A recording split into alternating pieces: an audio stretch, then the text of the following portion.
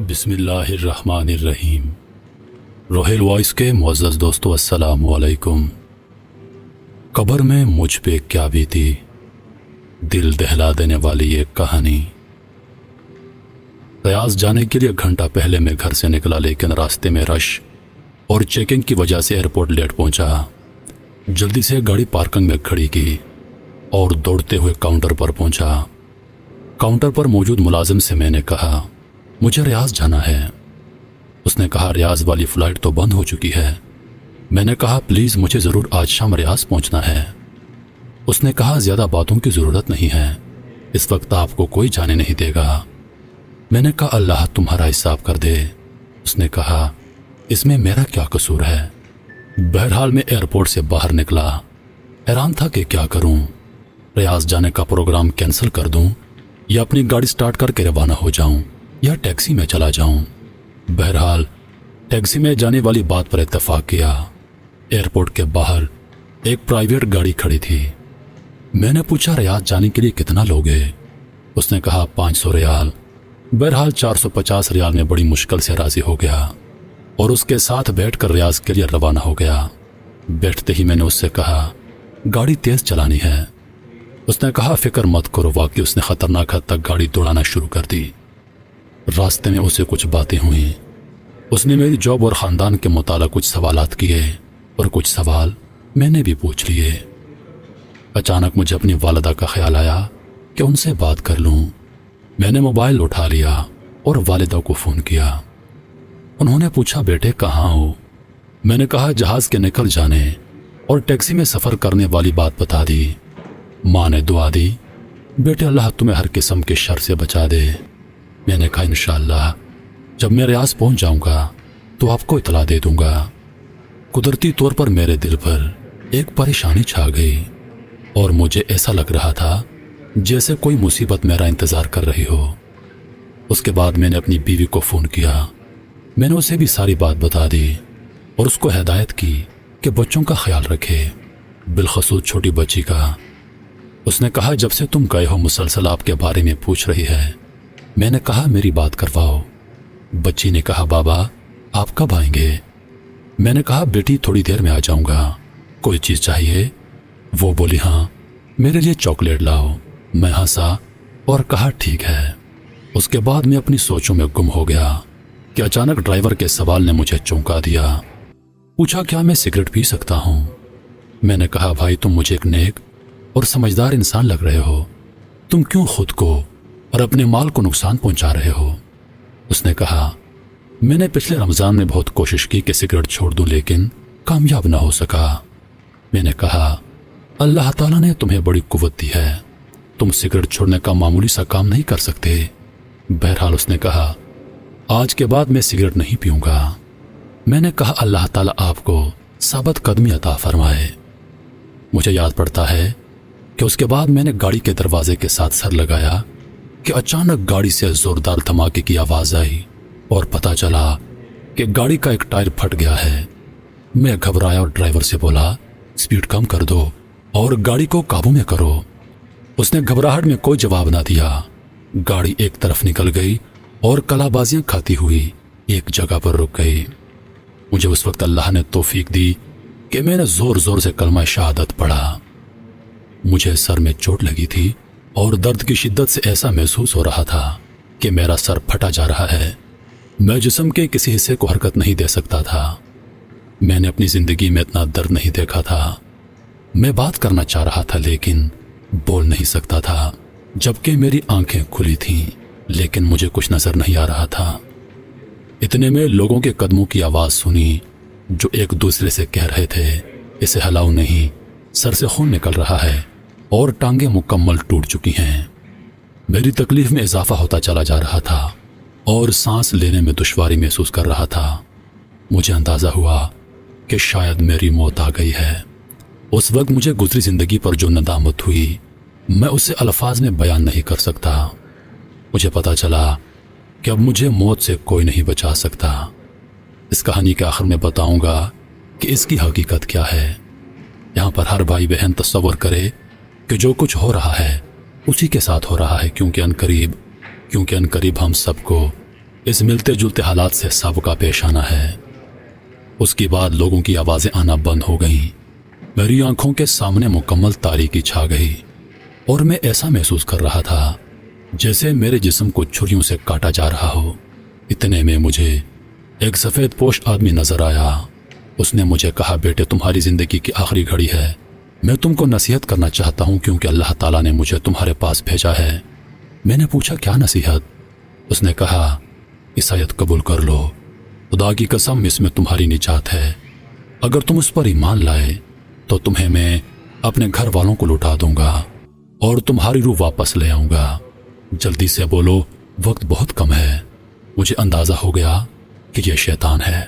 مجھے اس وقت جتنی بھی تکلیف تھی اور جتنی بھی اذیت سے دو چار تھا، لیکن اس کے باوجود اللہ اور اس کے رسول صلی اللہ علیہ وآلہ وسلم پر پکا ایمان تھا۔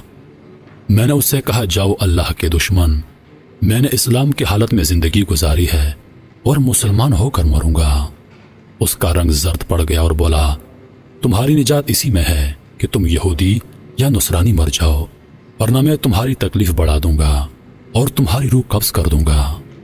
میں نے کہا، موت تمہارے ہاتھ میں نہیں، جو بھی ہو میں اسلام کی حالت میں ہی مروں گا۔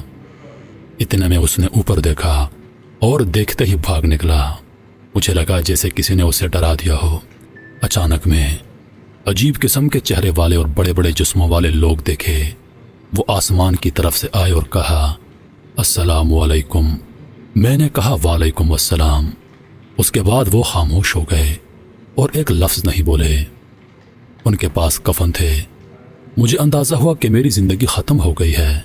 ان میں سے ایک بہت بڑا فرشتہ میری طرف آیا اور کہا، اے نیک روح، اللہ کی مغفرت اور اس کی خوشنودی کی طرف نکل آ۔ یہ بات سن کر میری خوشی کا ٹھکانہ نہیں رہا۔ میں نے کہا، اللہ کے فرشتے میں حاضر ہوں۔ اس نے میری روح کھینچ لی۔ مجھے ایسا محسوس ہو رہا تھا جیسے میں نیند اور حقیقت کے مابین ہوں۔ ایسا لگا کہ مجھے جسم سے آسمان کی طرف اٹھایا جا رہا ہے۔ میں نے نیچے دیکھا تو پتہ چلا کہ لوگ میرے جسم کے ارد گرد کھڑے ہیں اور انہوں نے میرے جسم کو ایک کپڑے سے ڈھانپ دیا۔ ان میں سے کسی نے کہا، انا للہ و انا الیہ راجعون۔ میں نے 2 فرشتوں کو دیکھا کہ وہ مجھے وصول کر رہے ہیں اور مجھے کفن میں ڈال کر اوپر کی طرف لے جا رہے ہیں۔ میں نے دائیں بائیں دیکھا تو مجھے آسمان کے علاوہ کچھ نظر نہیں آیا۔ میں بلندی سے بلندی کی طرف لے جایا جا رہا تھا۔ ہم بادلوں کو چیرتے چلے گئے جیسے میں ایک جہاز میں بیٹھا ہوں، یہاں تک کہ پوری زمین مجھے ایک گیند کی طرح نظر آنے لگی۔ میں نے ان دونوں فرشتوں سے پوچھا کہ اللہ مجھے جنت میں داخل کرے گا؟ انہوں نے کہا، اس کا علم صرف اللہ تعالیٰ کو ہے، ہمیں صرف تمہاری روح قبض کرنے کی ذمہ داری سونپی گئی تھی اور ہم صرف مسلمانوں پر مامور ہیں۔ ہمارے قریب سے کچھ اور فرشتے گزر گئے جن کے پاس ایک روح تھی اور اس سے ایسی خوشبو آ رہی تھی کہ میں نے اپنی زندگی میں اتنی زبردست خوشبو نہیں سونگھی تھی۔ میں نے حیرانگی کے عالم میں فرشتوں سے پوچھا، یہ کون ہے؟ انہوں نے کہا، یہ ایک شہید ہے جس کا نام ابو لاباد ہے۔ میں نے کہا، کاش میں شہید ہو کر مرتا۔ اس کے بعد کچھ اور فرشتے ہمارے قریب سے گزرے اور ان کے پاس ایک روح تھی جس سے سخت بدبو آ رہی تھی۔ میں نے پوچھا، یہ کون ہے؟ انہوں نے کہا، یہ بتوں کو پوجنے والا ہے جسے تھوڑی دیر پہلے اللہ تعالیٰ نے اپنے عذاب سے ہلاک کر دیا۔ میں نے کہا کہ شکر ہے میں کم از کم مسلمان مرا ہوں۔ میں نے کہا، میں نے آخرت کے سفر کے حوالے سے بہت پڑھا ہے، لیکن یہ جو کچھ ہو رہا ہے میں نے کبھی اس کا تصور نہیں کیا۔ انہوں نے کہا، شکر کرو مسلمان مرے ہو، لیکن ابھی تمہارے سامنے سفر بہت لمبا ہے اور بے شمار مراحل ہیں۔ اس کے بعد ہم فرشتوں کے ایک بہت بڑے گروہ کے پاس سے گزر گئے اور ہم نے انہیں سلام کیا۔ انہوں نے پوچھا، یہ کون ہے؟ میرے ساتھ والے 2 فرشتوں نے جواب دیا کہ یہ ایک مسلمان ہے جو تھوڑی دیر پہلے مرا ہے اور اللہ نے ہمیں اس کی روح قبض کرنے کا حکم دیا۔ انہوں نے کہا، مسلمانوں کے لیے بشارت ہے کیونکہ یہ اچھے لوگ ہیں۔ میں نے فرشتوں سے پوچھا، یہ کون لوگ ہیں؟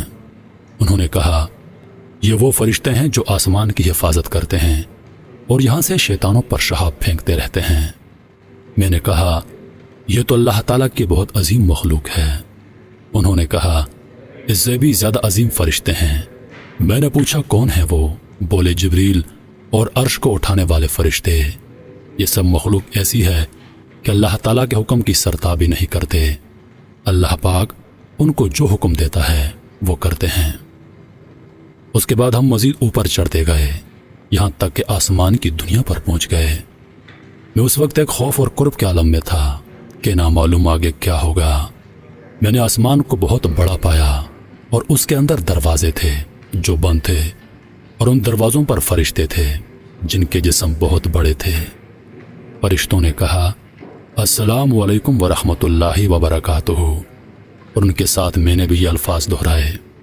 دوسرے فرشتوں نے جواباً کہا وعلیکم السلام ورحمۃ اللہ وبرکاتہ، اور انہوں نے کہا رحمت کے فرشتوں اہلاً و سہلاً، ضرور یہ مسلمان ہوگا۔ میرے ساتھ والے فرشتوں نے کہا ہاں یہ مسلمان ہے۔ انہوں نے کہا تم اندر آ سکتے ہو کیونکہ آسمان کے دروازے صرف مسلمانوں کے لیے کھلتے ہیں، کافروں کے بارے میں اللہ تعالیٰ کا حکم ہے، اور کافروں کے لیے آسمان کے دروازے نہیں کھلیں گے۔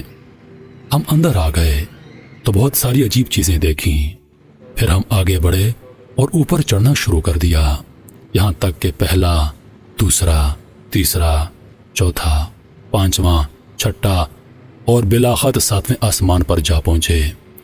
یہ آسمان باقی تمام آسمانوں سے بڑا نظر آ رہا تھا، جیسے ایک بہت بڑا سمندر۔ فرشتوں نے سلام کیا، مجھ پر عجیب ہیبت طاری ہوئی، سر نیچے کیا اور آنسو جاری ہو گئے۔ فرشتوں کو کہا گیا اسے زمین کی طرف واپس لے جاؤ، کیونکہ میں نے انہیں زمین سے پیدا کیا اور اسی میں سے ان کی واپسی ہوگی، اور ایک بار پھر اسی زمین سے ان کو دوبارہ اٹھاؤں گا۔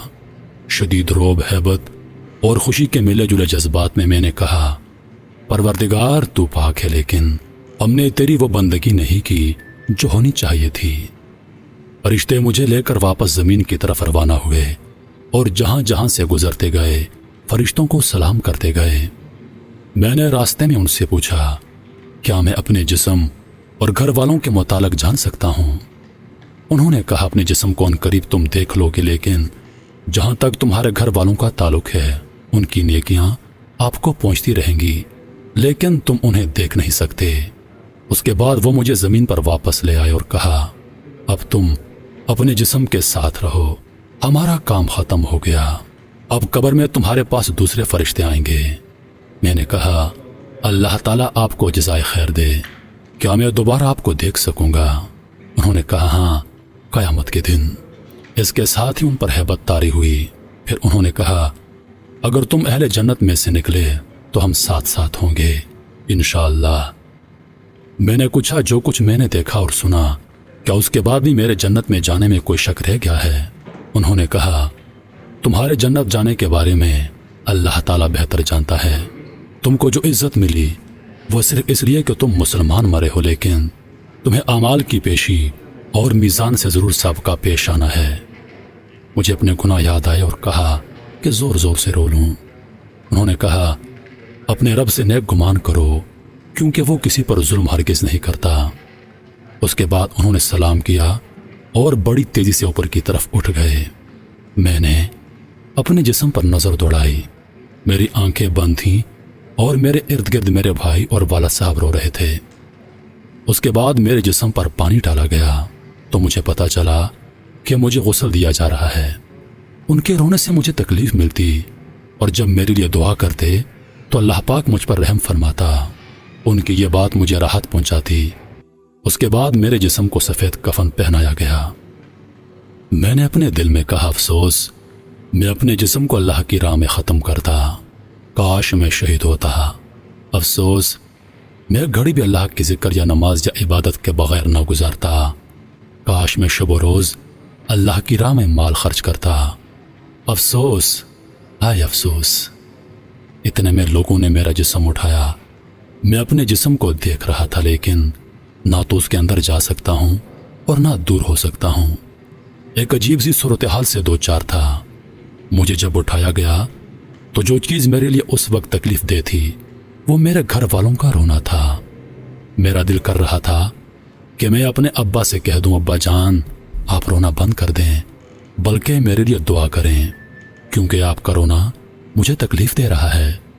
میرے رشتہ داروں میں اس وقت جو کوئی میرے لیے دعا کرتا تو اس سے مجھے راحت ملتی۔ مجھے مسجد پہنچایا گیا اور وہاں پر اتارا گیا۔ میں نے سنا کہ لوگ نماز پڑھنے لگے۔ مجھے شدید خواہش ہوئی کہ میں بھی ان کے ساتھ نماز میں شریک ہو جاؤں۔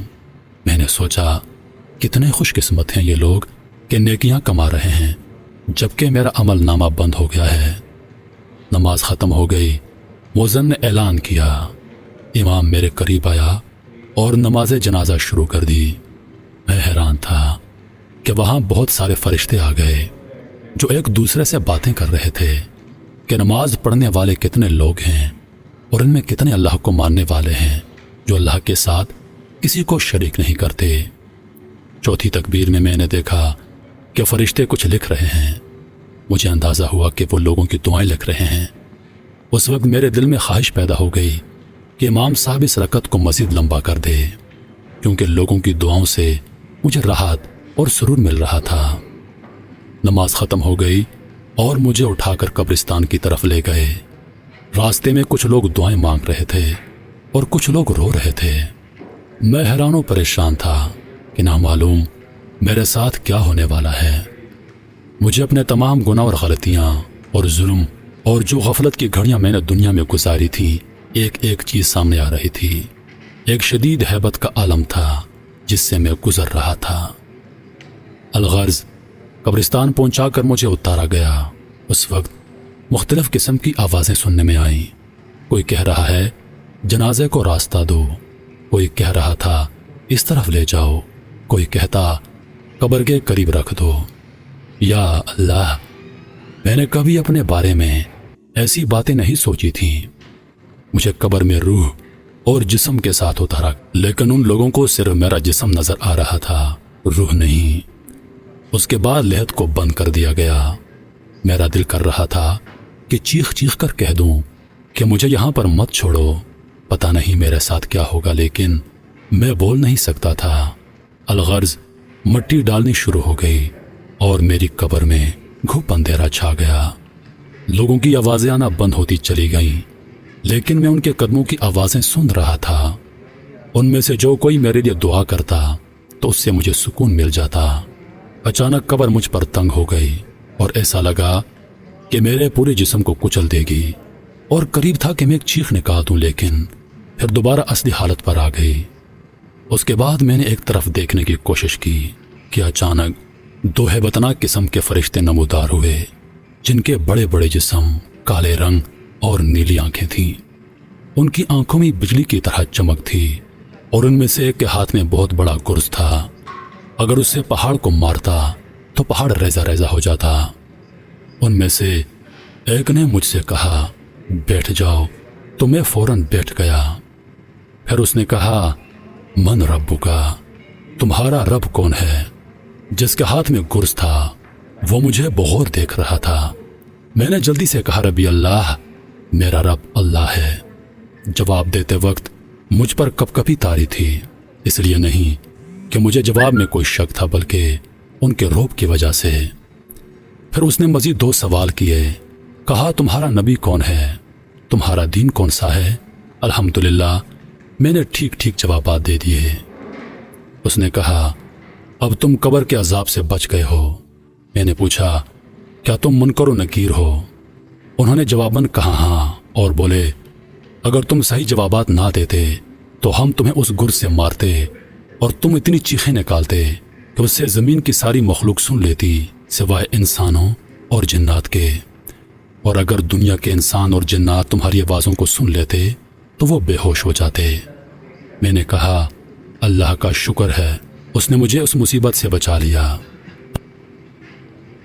اس کے بعد وہ چلے گئے اور ان کے جانے سے مجھے قدرے اطمینان حاصل ہوا۔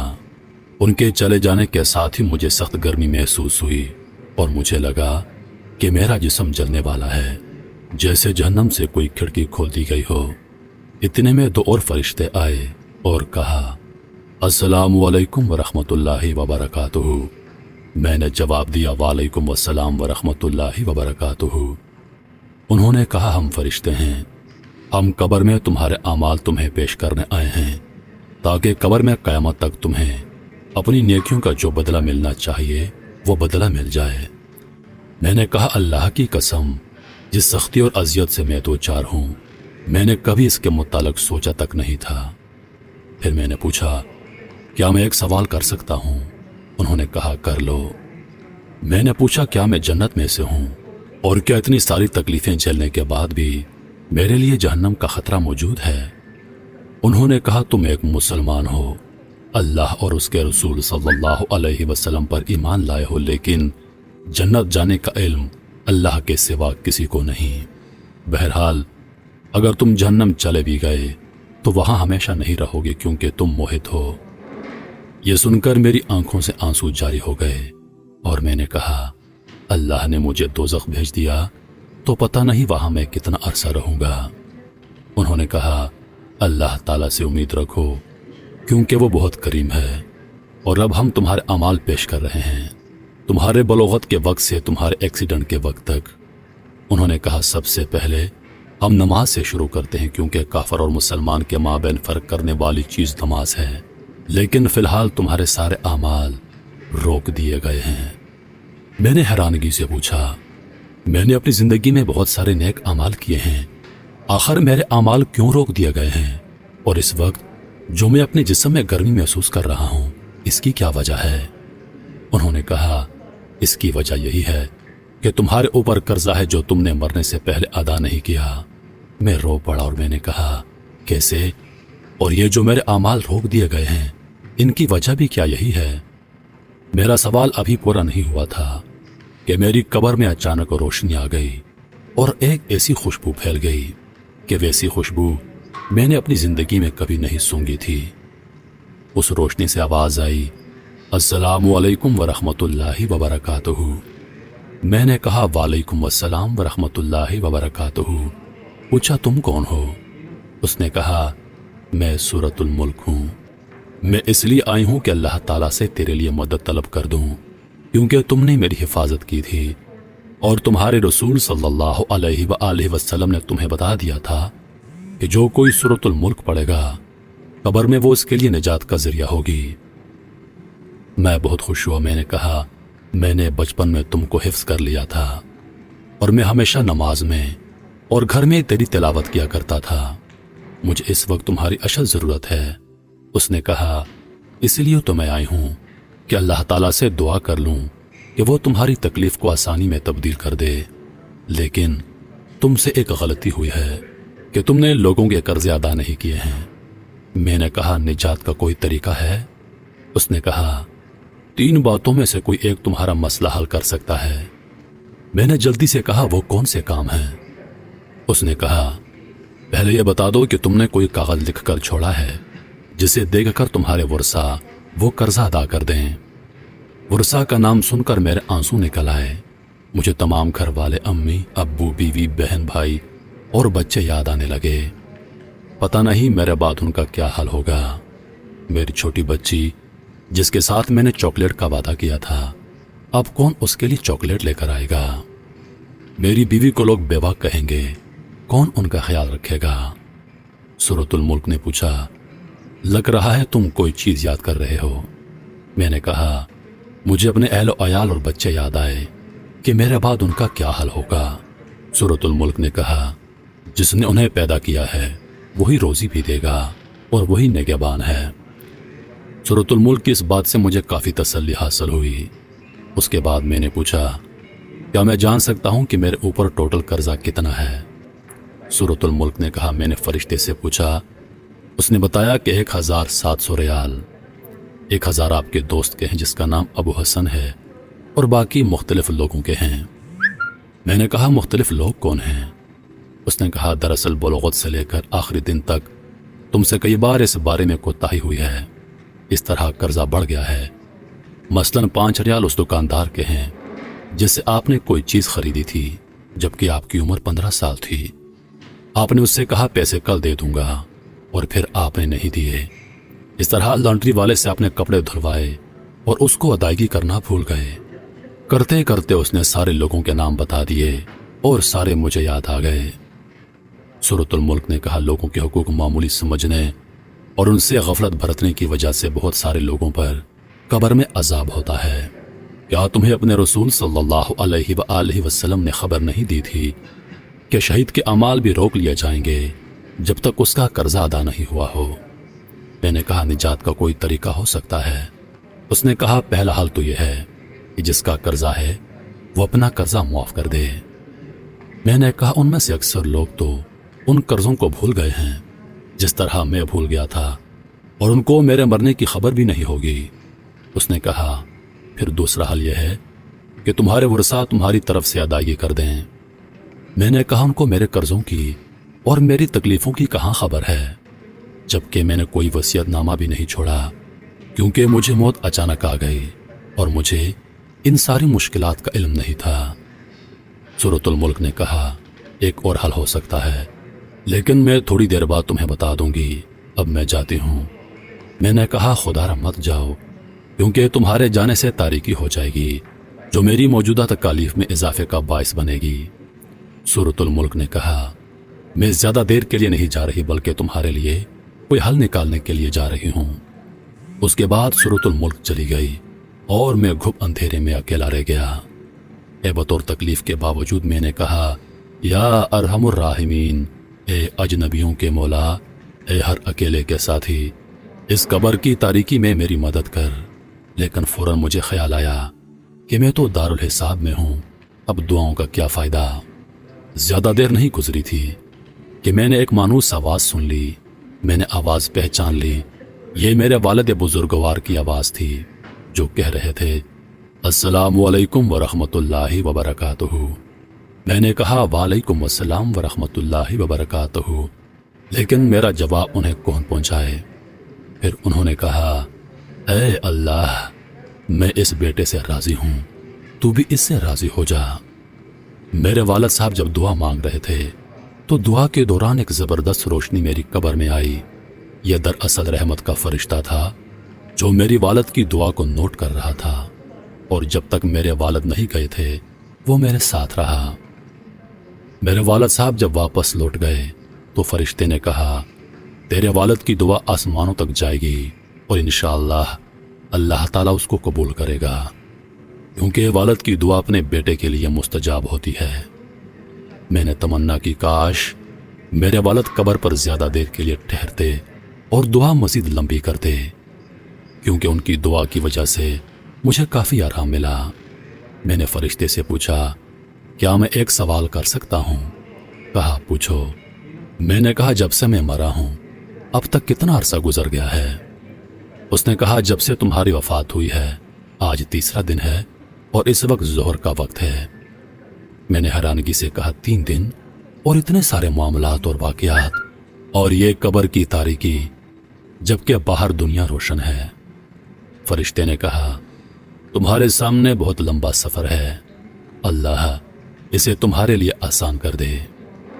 میں اپنے آپ کو قابو نہ کر سکا اور رونے لگا، اور ایسا رویا کہ مجھے یاد نہیں پڑتا کہ زندگی میں کبھی اتنا رویا ہوں گا۔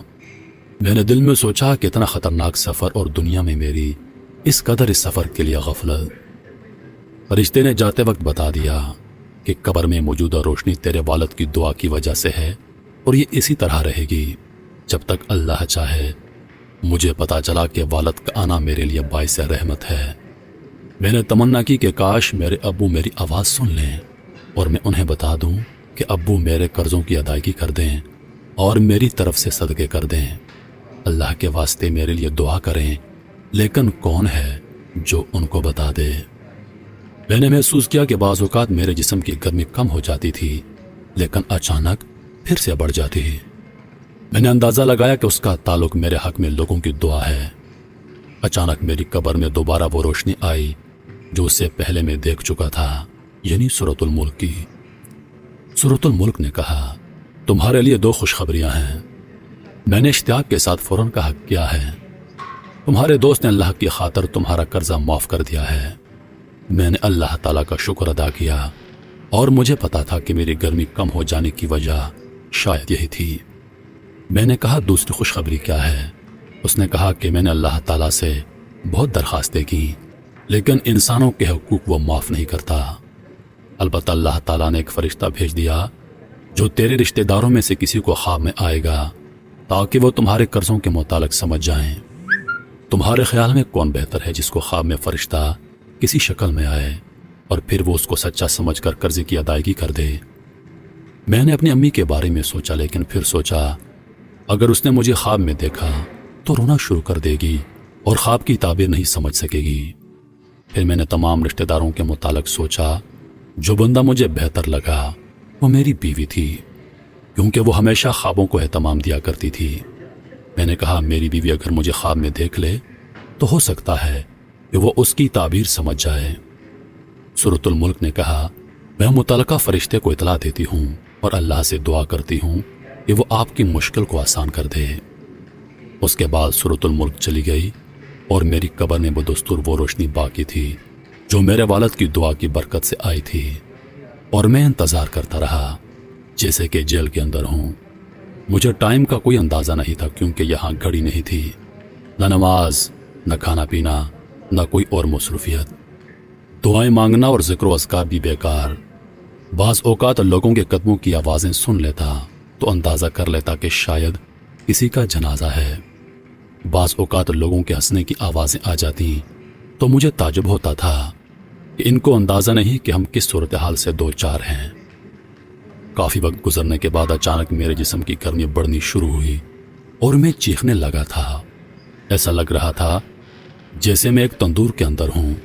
میرے خوف میں اضافہ ہوتا چلا جا رہا تھا، لیکن پھر اچانک گرمی کم ہونا شروع ہو گئی، یہاں تک کہ بالکل غائب ہو گئی۔ سمجھ میں نہیں آ رہا تھا کہ ایسا کیوں ہو جاتا ہے۔ اس کے بعد ایک بار پھر سورۃ الملک کی روشنی آ گئی اور مجھے کہا تمہیں مبارک ہو۔ میں نے کہا وہ کیسے؟ اس نے کہا خوابوں کا فرشتہ تمہاری بیوی کو خواب میں گیا اور تمہاری بیوی نے خواب میں تمہیں ایک سیڑھی پر چڑھتے دیکھا اور دیکھا کہ 7 سیڑھیاں باقی ہیں اور تم پریشان کھڑے ہو کیونکہ آگے نہیں چڑھ سکتے۔ پھر وہ فجر کی نماز سے پہلے اٹھی، تمہاری یاد میں روئی اور صبح ہوتے ہی ایک عورت سے رابطہ کیا جو خوابوں کی تفسیر کرتی ہے اور اسے اپنا خواب سنایا۔ اس عورت نے کہا اے بیٹی، تمہارے شوہر قبر میں تکلیف میں مبتلا ہیں کیونکہ اس پر کسی کا 700 ریال کا قرضہ ہے۔ تیری بیوی نے پوچھا کس کا قرضہ ہے اور ہم کیسے ادا کریں؟ اس نے کہا مجھے نہیں معلوم، اس بارے میں علماء سے معلوم کرو۔ پھر تیری بیوی نے ایک شیخ کی اہلیہ سے رابطہ کیا اور اس کو ساری بات بتا دی تاکہ وہ شیخ سے جواب پوچھ لے۔ الغر شیخ نے کہا کہ میت کی طرف سے صدقہ کر دے، ہو سکتا ہے کہ اللہ تعالیٰ اسے قبول کر کے میت کا عذاب ہٹا دے۔ تیری بیوی کے پاس سونا تھا جس کی قیمت 4000 ریال تھی، اس نے وہ سونا تیرے والد کو دیا اور تیرے والد نے ان کے ساتھ کچھ رقم مزید لگا کر صدقہ کر دیا اور یوں تیرا مسئلہ حل ہو گیا۔ میں نے کہا الحمدللہ، مجھے اس وقت کوئی تکلیف نہیں ہے اور یہ سب کچھ اللہ تعالیٰ کے فضل اور تیرے تعاون سے ہوا۔ سورۃ الملک نے کہا اب اعمال والے فرشتے تمہارے پاس آئیں گے۔ میں نے پوچھا کیا اس کے بعد بھی میرے لیے کوئی خطرہ ہے؟ اس نے کہا سفر بہت لمبا ہے، ہو سکتا ہے اس میں کئی سال لگ جائیں، لہٰذا اس کے لیے تیار رہو۔ کئی سال والے جواب نے مجھے مزید پریشان کر دیا۔ سورۃ الملک نے کہا بہت سارے لوگ صرف اس وجہ سے قبروں میں عذاب جھیل رہے ہیں کہ وہ بعض باتوں کو معمولی سمجھتے تھے جبکہ اللہ کے نزدیک وہ معمولی نہیں ہیں۔ میں نے کہا مثلاً کون سے اعمال؟ اس نے کہا بہت سارے لوگوں پر قبروں میں اس لیے عذاب ہے کہ وہ پیشاب سے نہیں بچتے اور گندگی کی حالت میں اللہ کے سامنے کھڑے ہوتے تھے۔ اس طرح چغلی، چوری، سود اور مال یتیم کی وجہ سے بہت سارے لوگوں پر عذاب ہو رہا ہے۔ پھر اس نے کہا کچھ لوگوں پر عذاب قبر اس لیے ہے تاکہ قیامت آنے سے پہلے ان کا کھاتا صاف ہو جائے، اور کچھ لوگوں پر قیامت تک عذاب رہے گا اور پھر جہنم میں داخل کر دیے جائیں گے۔ میں نے کہا اللہ تعالیٰ کی سزا سے بچنے کی کوئی سبیل ہے؟ سورۃ الملک نے کہا تمہارا عمل نامہ تو بند ہو چکا ہے، البتہ 3 کام ایسے ہیں جو تمہیں اب بھی فائدہ پہنچا سکتے ہیں۔ میں نے پوچھا وہ کیا ہیں؟ اس نے کہا اہل و عیال کی دعا اور نیک عمل۔ اس کے علاوہ اگر کوئی کام تم نے دنیا میں کیا ہے جو انسانوں کے لیے نفع بخش ہو، مثلاً مسجد کی تعمیر، تو اس سے تم کو مرنے کے بعد بھی فائدہ ہوگا اس طرح اگر علم کی نشر و اشاعت میں تم نے حصہ لیا ہو تو وہ بھی تمہارے لیے نفع بخش ہے۔ میں نے کہا میں کتنا بدبخت ہوں کہ دنیا میں کتنے عمل کے مواقع تھے جس سے میں نے کوئی فائدہ نہیں اٹھایا، اور آج بے یار و مددگار قبر میں پڑا ہوں۔ میرا دل چاہا میں چیخ چیخ کر لوگوں کو پکاروں، اے لوگو، قبر کے لیے تیاری کر لو۔ خدا کی قسم اگر تم لوگوں نے وہ کچھ دیکھا جو میں نے دیکھا تو مسجدوں سے باہر نہیں نکلو گے اور اللہ کی راہ میں سارا مال لگا دو گے۔ سورۃ الملک نے کہا مردہ لوگوں کی نیکیاں عام طور پر شروع کے دنوں میں بہت ہوتی ہیں، لیکن اس کے بعد رفتہ رفتہ وہ کم ہوتی چلی جاتی ہیں۔ میں نے پوچھا کیا یہ ممکن ہے کہ میرے گھر والے اور میرے رشتہ دار مجھے بھول جائیں گے؟ مجھے یقین نہیں ہے کہ وہ اتنی جلدی مجھے بھول جائیں گے۔ اس نے کہا وہ تم کو ضرور بھول جائیں گے، تم دیکھو گے شروع میں تمہاری قبر پر تمہارے اہل و عیال زیادہ آئیں گے، لیکن جب دن ہفتوں میں، ہفتے مہینوں میں اور مہینے سالوں میں تبدیل ہو جائیں گے تو تمہاری قبر پر آنے والا ایک بھی بندہ نہیں ہوگا۔ مجھے یاد آیا کہ جب ہمارے دادا کا انتقال ہوا تو ہم ہر ہفتے ان کی قبر پر جایا کرتے تھے، پھر ہر مہینے میں، اور پھر ہم ان کو مکمل بھول گئے۔ جب میں زندہ تھا تو مردوں کو بھول جاتا تھا، لیکن آج میں خود اس حالت کو پہنچ چکا ہوں۔ ان ہفتے اور مہینے گزرتے گئے اور میری مدد کے لیے کوئی نہ تھا سوائے چند اعمال کے جو مجھے پہنچتے تھے، یا میرے والد بھائی اور دوسرے رشتہ داروں کی قبر پر آنا جو رفتہ رفتہ کم ہوتا گیا۔ زیادہ تر مجھے اپنی والدہ کی دعا پہنچتی رہی جو تہجد میں میرے لیے کرتی رہی۔ باخدا وہ میرے لیے طمانیت کا باعث ہوتی تھی۔ نیک اعمال کا آنا کم ہوتا چلا گیا۔ نامعلوم کیا وجہ تھی کہ سورۃ الملک کا آنا بھی بند ہو گیا۔ میری قبر میں پھر سے اندھیرا چھا گیا۔ مجھے بعض گناہ یاد آئے جو میں نے کیے تھے، ایک ایک دن اور ایک ایک گھڑی یاد آ رہی تھی۔ مجھے اپنے گناہ پہاڑ کے برابر لگ رہے تھے۔ اپنے آپ کو ملامت کر رہا تھا، کتنے گناہ ہیں جو میں نے بڑی دلیری سے کیے تھے، کتنی نمازیں ہیں جو میری فوت ہو گئی ہیں، کتنی فجر کی نمازیں ہیں جو میں نے غفلت کی وجہ سے نہیں پڑھی۔ یہ سارے گناہ یاد کر کے میں اتنا رویا کہ مجھے وقت کا اندازہ ہی نہیں تھا۔ ایک دن اچانک ایسی روشنی آئی جیسے سورج نکل چکا ہو۔ میں نے فرشتوں کی آوازیں سنی کہ وہ ایک دوسرے کو مبارکباد دے رہے تھے۔ میری سمجھ سے باہر تھا کہ کیا ہو چکا ہے کہ میرے پاس سورۃ الملک آئی اور خوشخبری سنا دی۔ سورۃ الملک نے بتایا کہ رمضان کا مہینہ شروع ہو گیا ہے۔ سورۃ الملک نے بتایا کہ رمضان کا مہینہ شروع ہو گیا ہے اور یہ رحمت اور معافی کا مہینہ ہے۔ اس میں بہت سارے مردے مسلمانوں کی دعاؤں کی برکت سے نجات پا لیتے ہیں۔ میں بہت خوش ہوا، اللہ تعالیٰ انسانوں پر کتنا مہربان ہے، لیکن انسان ہے کہ گمراہی پر تلا ہوا ہے۔ سورۃ الملک نے بتایا کہ اللہ تعالیٰ کسی کو آگ میں نہیں ڈالنا چاہتا، لیکن یہ انسانوں کی اپنی حماقت ہوتی ہے کہ وہ ایسے گناہ کر جاتے ہیں جو ان کی سزا کا باعث بن جاتے ہیں۔ پھر اس نے کہا اب تھوڑی دیر بعد مسلمان نماز پڑھیں گے اور تم ان کی آوازیں سنو گے۔ سورۃ الملک چلی گئی اور میری قبر میں بدستور روشنی تھی، اور میں نے پہلی بار مسجد سے آنے والی اذان سن لی۔ اپنی زندگی کو یاد کیا اور تراویح کو یاد کیا، بہت رویا۔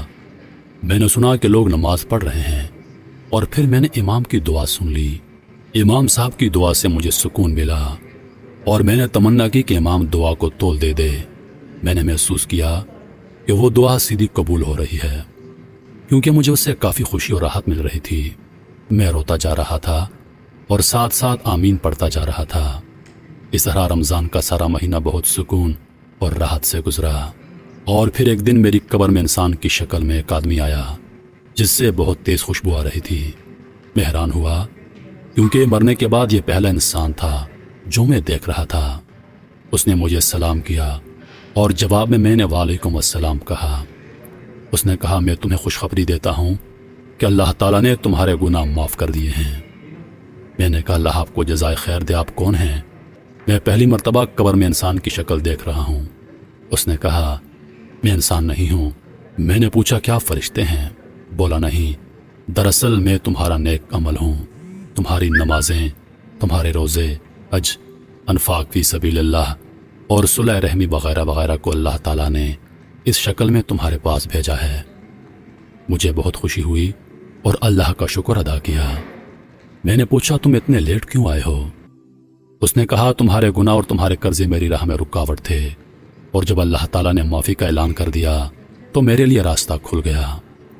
میں نے پوچھا تو کیا اس معافی کے بدلے میں اللہ تعالیٰ مجھے جنت دے گا؟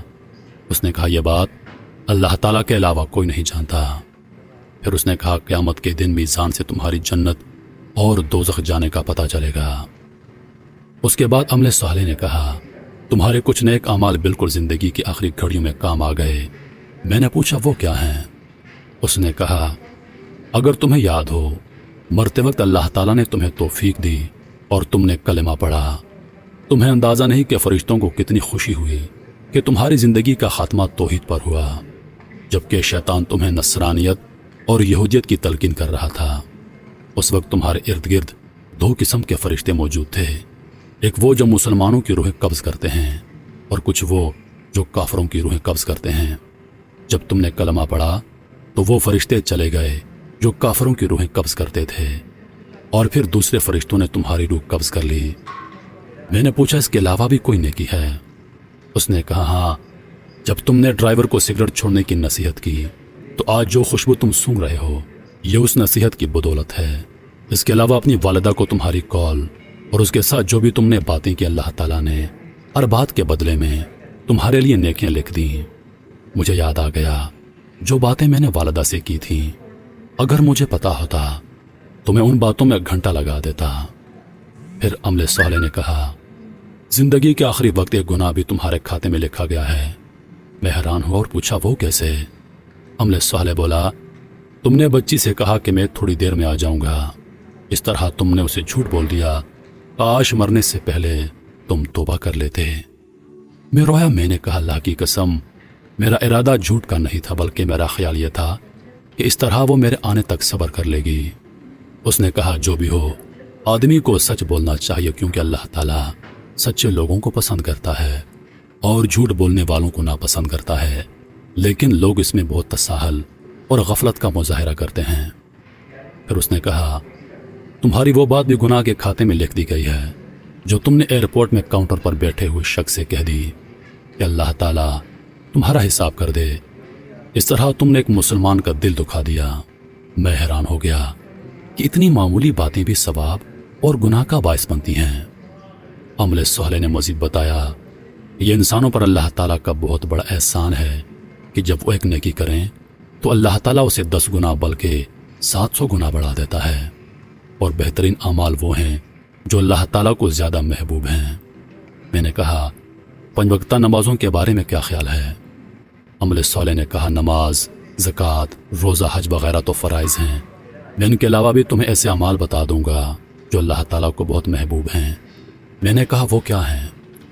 بولا تمہاری عمر جب 20 سال تھی تم عمرے کے لیے گئے، رمضان کے مہینے میں گئے تھے، تم نے وہاں 100 ریال کی افطاری خرید کر لوگوں میں بانٹ دی، اس کا اجر تم نے کمایا ہے۔ اس طرح ایک بار تم نے بوڑھی عورت کو کھانا کھلایا تھا، وہ بوڑھی ایک نیک عورت تھی، اس نے جو تمہیں دعائیں دی ہیں اس کے بدلے اللہ تعالیٰ نے تمہیں بہت نیکیاں اور اجر دیا ہے۔ میں تمہیں ایک اور بات بتا دوں، ایک بار تم مدینہ جا رہے تھے کہ راستے میں تمہیں ایک آدمی کھڑا ملا جس کی گاڑی خراب تھی، تم نے اس کی جو مدد کی اللہ تعالیٰ کو تمہاری وہ نیکی بہت پسند آئی اور تمہیں اس کا بہت بڑا اجر ملا ہے۔ اس کے بعد میری قبر کھل گئی اور اس میں بہت زیادہ روشنی آ گئی اور فرشتوں کے گروہ در گروہ آتے ہوئے نظر آئے، عمل صالح بھی۔ عزیز دوستو ذرا سوچئے، یہ کہانی عبرت کے لیے لکھی گئی ہے، لیکن احادیث مبارکہ کے بیان کے عین مطابق ہے۔ کیا اس کہانی کے سننے کے بعد بھی ہم آخرت کے لیے فکر مند نہیں ہوں گے؟ کیا اس کہانی کے بعد بھی ہم گناہ کریں گے؟ عزیز دوستو اس پیغام کو اپنے دوستوں کے ساتھ ضرور شیئر کرو، کیونکہ جب تک کوئی یہ ویڈیو دیکھتا رہے گا جنت میں آپ کے نام کا درخت لگتا رہے گا، کیونکہ یہ صدقہ جاریہ ہے اور صدقہ جاریہ کا ثواب مرنے کے بعد بھی آپ کو ملتا رہے گا۔ اے اللہ، جب تو اپنی رحمتوں کے دروازے کھولے اور پکارے، اے کوئی رحمت مانگنے والا، اے کوئی خوشیاں مانگنے والا، اے کوئی شفا مانگنے والا، اے کوئی میرے محبوب صلی اللہ علیہ وآلہ وسلم کی چاہت مانگنے والا، تو میری دعا ہے یا اللہ، ساری خوشی، ساری رحمت، ساری کامیابیاں، ساری برکتیں ساری نعمتیں نبی پاک صلی اللہ علیہ وآلہ وسلم کی چاہت اس شخص کو دے دے جو اس میسج کو دوسرے لوگوں تک پہنچائے گا۔ آمین یا رب العالمین۔ نبی پاک صلی اللہ علیہ وآلہ وسلم کا ارشاد پاک ہے، ان موقعوں پر دعا مانگو، اس وقت دعا رد نہیں ہوگی جب دھوپ میں بارش ہو رہی ہو، جب اذان ہو رہی ہو، سفر کے دوران، جمعہ کے دن، رات کے وقت جب آنکھ کھل جائے۔ عزیز دوستو، اپنی دعاؤں میں یاد رکھیے گا۔ انشاءاللہ زندگی رہی تو اگلی بار ایک اور ویڈیو لے کر آپ کی خدمت میں حاضر ہوں گا۔ تب تک کے لیے خدا حافظ۔ اللہ پاک آپ سب کا حافظ و نگہبان۔